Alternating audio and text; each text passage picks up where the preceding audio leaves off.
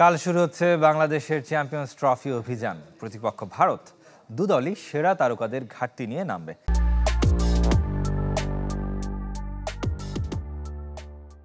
বাংলাদেশ দলে নেই সাকিব, লিটন। ভারত হারিয়েছে বুমরাহকে। অভিজ্ঞ দুই ক্রিকেটার মুশফিক, মাহমুদুল্লাহর শেষের শুরু হতে চলেছে এই টুর্নামেন্ট। দুবাই আন্তর্জাতিক স্টেডিয়ামে দুপুর ৩টায় শুরু হবে এই ম্যাচ। চ্যাম্পিয়ন্স ট্রফির রোমাঞ্চকর ম্যাচের সাক্ষী হতে যাচ্ছে আরব আমিরাত। ক্রিকেট বিশ্বে একসময় পাক ভারত ম্যাচ যতটা রোমাঞ্চ ছড়াতো, তার সময়ের পালাবদলে পাকিস্তানকে সরিয়ে দখলে নিয়েছে বাংলাদেশ।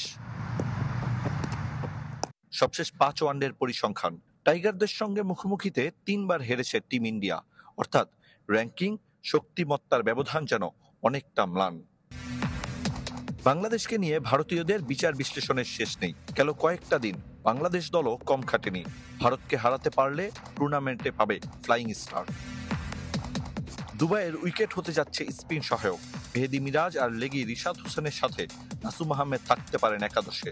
তাসকিনের সাথে আরেক পেসার কে হবেন? মুস্তাফিজ নাকি নাহিদ রানা? প্রশ্নটা সেখানে। অধিনায়ক শান্তর ফর্ম নিয়ে চিন্তা। ওপেনিংয়ে তানজিদ তামিমের সাথে গুরুত্ব পাবে সৌম্য সরকারের অভিজ্ঞতা। ভারতের স্কোয়াডে 5 স্পিনার, কাকে রেখে কাকে খেলাবে এ নিয়ে মধুর সংকটে team management. Inform Shubman Gill, ম্যাচের এক্স ফ্যাক্টর ঋষভ পন্থ আর রোহিত কোহলিদের নিয়ে নতুন করে আর কি বলার। বাংলাদেশের জন্য যে দুটো উইকেট সবচেয়ে মূল্যবান। সাকিব নেই, অবসরে তামিম। তারপরও প্রতিপক্ষ টিম ইন্ডিয়া বলে হারানোর রসদ খুঁজে নিতে পারে টিম বাংলাদেশ। আরিফুল ইসলাম, চ্যানেল 24, আরব আমিরাত।